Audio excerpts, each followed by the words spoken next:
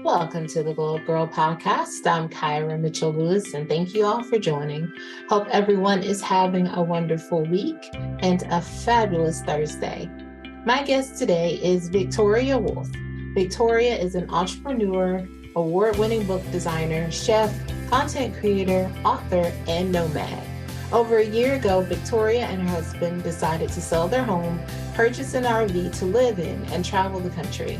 We'll discuss this transition, how she manages to successfully run two businesses, and what she likes and dislikes most about the RV life. So stay tuned. I'll be right back.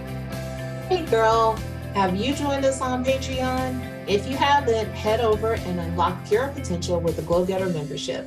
When you join the Glow Girl community, you'll gain exclusive access to career tips, guidance, resources, and so much more, all designed to help you create a career and a life you love. Whether you're just starting out or looking to level up, our membership empowers you to reach new heights. And sign up now. It's only $5 a month. So click the link in the show note and start your glow up today. Welcome back to the Glow Up Girl podcast. I'm so excited to welcome Victoria into the show. So welcome, Victoria. Thanks for having me. I'm very excited to be here. Awesome. Well, let's go ahead and dive in. And before we get started with the real conversation, let's start with you telling the audience listening or watching out there who you are and what you do. Well, I am Victoria Wolf, and currently my husband and I, we live full-time in an RV. We work and travel and cook around the country, having great experiences. We've been doing it for a little over a year now. We have 3 different businesses that we run from our RV, publishing. We help authors publish their books to Amazon. We have a YouTube channel where we do cooking and RV videos. And then I'm also an artist and I'm working on building my art business. So we are not at a loss for something to do on our travels. That sounds amazing. So I know the question that probably everyone is thinking when you said that is, what made you decide to, because you had a life, you had a home, you had all the things that most people have. What made you decide to say goodbye to all that and become an RV nomad? Well, we were toying with it for a few years. Back in, for about 5 years, between 15 and 20, we had, back in Denver, we had a gluten-free commercial baking company. And it was our dream. We had goals with it, and then it suddenly came to a halt in 2020, not because of COVID, for other reasons. And we were devastated. And we're kind of type A people. It's like we always like to have a big goal. And it's like, well, geez, what are we going to do next? And there was months of me thinking, I'm just going to just wait to die, because there's nothing left. And then we're like, you know what? Let's do this RV thing. We've got 2 years. We'll plan. Our son was graduating from high school. He was going off to college. We were free. And so we did it. And we sold everything in April of 22 and headed out. And here we are about 15 months later, just loving it and glad we did it. It's been amazing so far. Awesome. Now, when you started having those conversations, did you have any apprehension? And if you did, how did you convince yourself that, this was really the right decision for you too? It's really weird. I have to tell you that I had never set foot in an RV before I made this decision. I am not a camper. I'm not an RVer. I'm not a glamper. There were none of that, hotel, Airbnb, all the way. But my husband, in a previous life, he full-time RV'd for a few years. So he had all that experience. So I'm like, okay, he knows what he's doing. And it just felt like something I always wanted to do. I would say, someday I want to, live full-time in an RV, having no knowledge of that. I just knew. I don't know how else to explain it.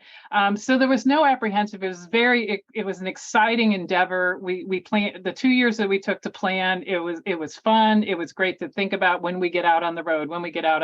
And then when we got out on the road, it was good. I didn't have any apprehensions. I had a few things that surprised me, but other than that, it's been pretty good.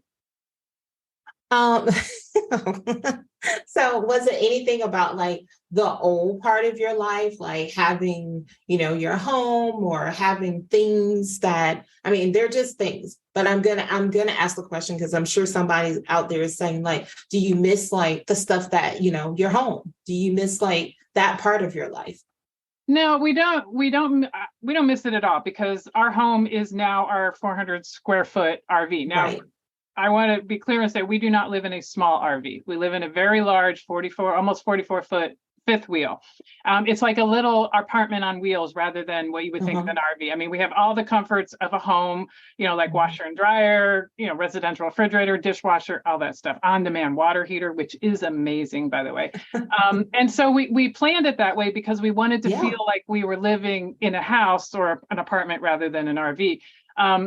Purging was so cathartic. It was so great to purge.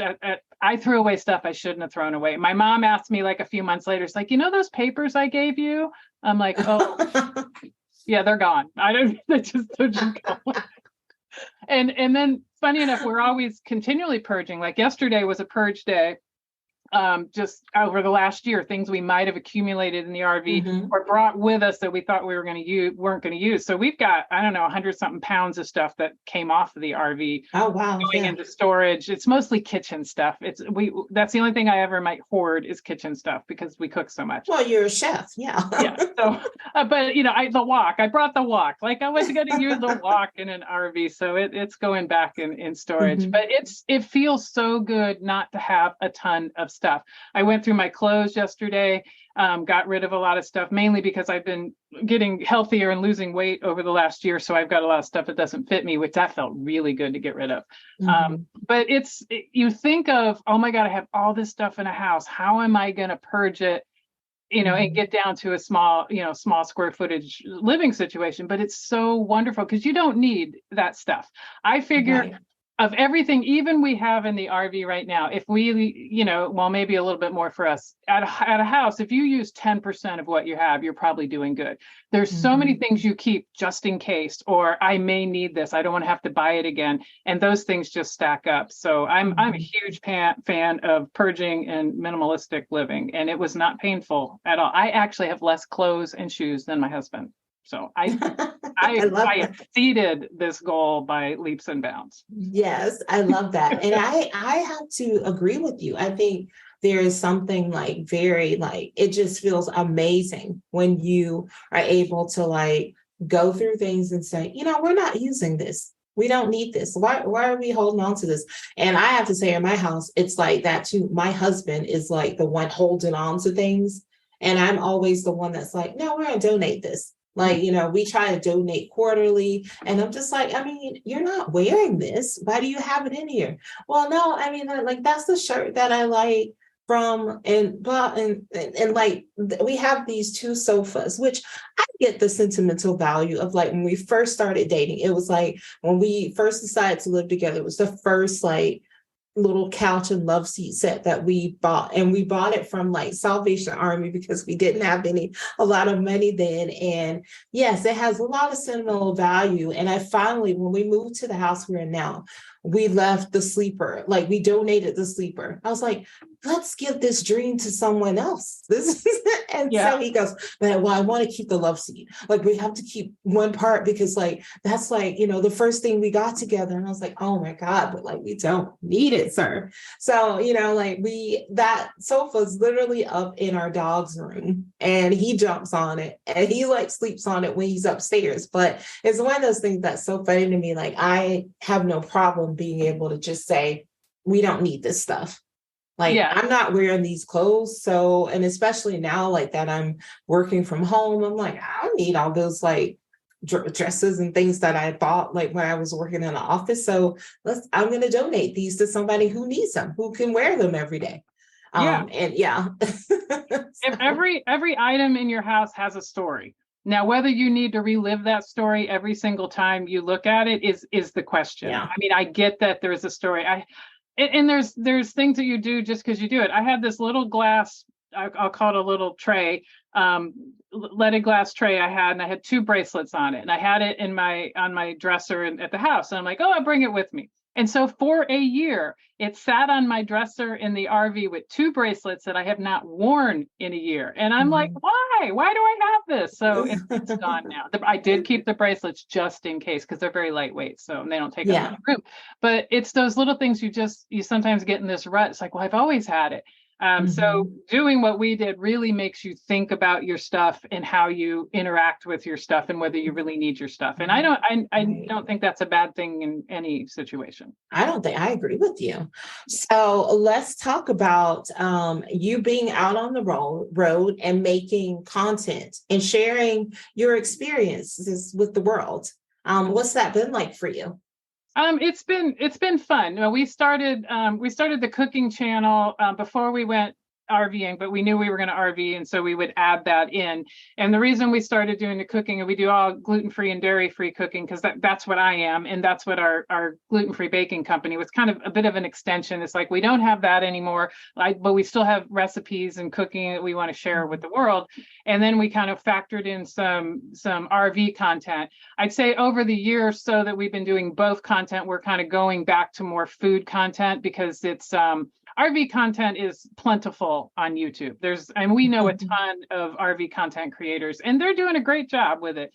And one of the things that we didn't really like the idea of always asking ourselves, oh, do we need to film this? What do we do? It's like we were almost living life to film content. And so we kind of took a step back. And so now most of our RV content is food related, which makes us very happy. Obviously food makes us happy. And we love sharing our journeys, where we're going, what we've done. I think we'll probably do a little bit more RV centric content in the coming months or so, because we've had our break, and it's like, oh, let's do some more.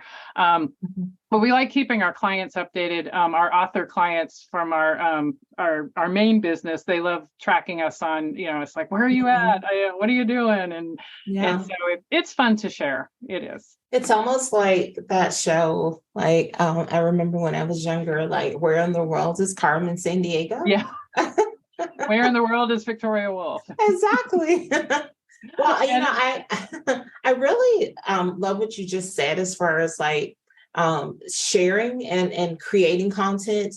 But you were able to like say, there are a lot of people who are creating good RV content, and you're not trying to be all things to all people. You found a space in which feels natural and comfortable to you. And I think a lot of people, obviously we live in a world where everybody feels like they have to share everything. And it's like, you don't have to share everything. You should share things that feel natural for you and your life. And because when you're trying to share everything, sometimes it feels forced.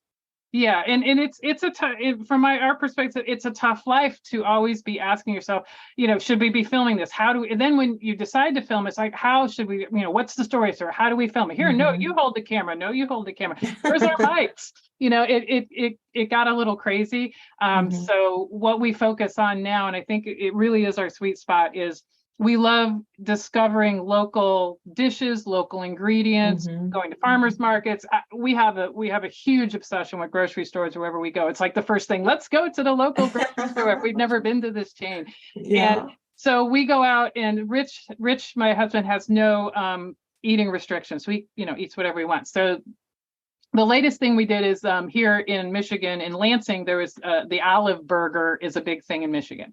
And so there happened to be an Olive Burger Festival, first annual. We got lucky, we were here. And so we went to it, and he tried all the olive burgers, because I can't eat them being gluten and dairy free. And so he tried them, he explained them to me. I smelled most of them, and because that's about all I could do. And then we came back and we made our own version that I could eat. And then that became a video. And so we love doing that, because then we get to share part of our experiences RVing that are really centered around food. And we've done quite a few other of those videos. And I think that's going to be one of our main focuses moving forward. We did it with Cuban sandwiches. We did it with a very unknown sandwich up in the UP of Michigan, the Kudagi sausage sandwich, which I had no idea what that was, but now I do. But yeah, that's the fun part, because traveling for most people is about seeing things, and eating things. Mm-hmm. And for me, I don't get that eating things part all the time. And so this really helps me to feel like I've participated in the eating part of the regional specialties. So yeah. No, I love that. And I think like you said, it's content, it's things that it's natural for you all. It's something you were going to be doing. You're sharing with the world. You're letting people know about something that they probably didn't even know about. And it feels like just like any show. I mean, it feels like anybody who loves food and you're watching something and you discover something that's like, what? Oh, wow. Like, I'm going to go there. When I go, I'm going to visit there and try that. Like, I think that's pretty fantastic. thank you. Yeah, we're having fun with it. That's for sure. We're looking for our next food thing. I know we're heading to Pennsylvania in a month and a half, and we'll see what we find there. We're going to be in Hershey for a while, so we'll be there for the Hershey RV show. And I know there's obviously chocolate there, so we got to find something other than the chocolate just to be different. So. Yes, awesome. Okay, so you're also running your other businesses as well. So how do you successfully manage those on the road and, and living the life that you live today? Successfully manage is can be defined so differently. We work all the time, which not to say that we don't like that. We are those type of people, but to do what we're doing takes a lot of work, and we work together. We're intertwined with all of our things that we do, and we kind of like it that way. We do find time to go out and do things, but work is really what we do, 7 to 5 every single day. We're sitting in front of our workstations, and that's another reason we got the RV that we did. So because when you're spending so much time in it, you want to be comfortable. But from a logistics standpoint, when we were in the house, we were working on our computers. We weren't going to see people, we didn't have to have meetings. Everything was remote. So it was a very natural, jump. And we had worked with authors all over the country. So it's really not much different. As long as we have a great internet connection, which we have that very well figured out. It's not inexpensive, but we are always online and have never had a problem in the time that we've been out. And so it makes it, really workable. So for people who are thinking about this lifestyle and wondering how they're going to work, if they already have a remote job, you're 50% there already. And without the connectivity we have, we'd never be able to do this. So say when Rich full-time back in the early 2000s, he was still kind of working at that point, but he could never do what we're doing now because the technology wasn't as advanced as it is. And so if you have a remote job, you can do this, I would say, so easily. And it's been great. I have actually the same workstation. I have a built-in desk in one of the slides, and it's about the same workstation I had at the house. So I don't feel like much has changed, except the view outside. Actually, I have windows. I was in the basement before with a window. I got to see the window well. It was beautiful. Yeah. And but now I have all this beauty in my windows. So that's better. Yes. I love that. And also too, like if you were, since you're moving around, if you wanted to meet somebody in a state that you were going to, you could still make that happen. Like it's still accessible for you, but it's still very freeing. You have flexibility, but you're still able to work all day, get what you need done. And I like it. You kind of work your schedule and, you do what you need to do and you get it done. Yeah, and we have the flexibility. So if in the middle of the day we want to go kayak and then we come back later and we work, we can do that. And we have met with authors, on our travels, and toward the end of the next 6 months, we have a bunch of people, authors and other people we're meeting with as we head down to Florida. And that's super cool because you wouldn't see those people. You wouldn't take a vacation to go see. Right. Yeah. And we wouldn't take a business trip to go see an author, most likely. But that sounds bad. But, that's the way it is. So it's really a great lifestyle. And we don't move a lot. Because we work, it's too disruptive to move like every week. 2 weeks is like our minimum. 3 to 4 weeks, 4 weeks being our sweet spot. We like stay somewhere about a month at a time and then move on. So it's less disruptive. And we want to dig in and learn as much as we can about the area. And because of the work schedule, we don't, a month gives us enough time to do that when we're not working. So yeah, I love that. So, Victoria, obviously the transition you and your husband made for yourself was this one. What would you say, or what type of advice would you give to anyone who might be considering any type of transition in their life today? I would say visualize as best as you can. That's when people ask us, how did you pick your rig? How did you choose this? How did you choose that? We're both big visualization people. I know myself in particular. We walked through a day in the life when it came to choosing the rig, and it's like, how are we going to live? From getting up in the morning to brushing your teeth to cooking to watching TV in the evening or whatever you're doing, sitting outside. Visualized it, and I visualize my choices. It's like, okay, do I want to do this or do I want to do that? And I try to fill in all the blanks and then see what feels best for me. I think it's hard to make a life-changing decision without having some idea of what that is going to look like on a daily basis. And you can only have so much information when you're maybe walking into the unknown.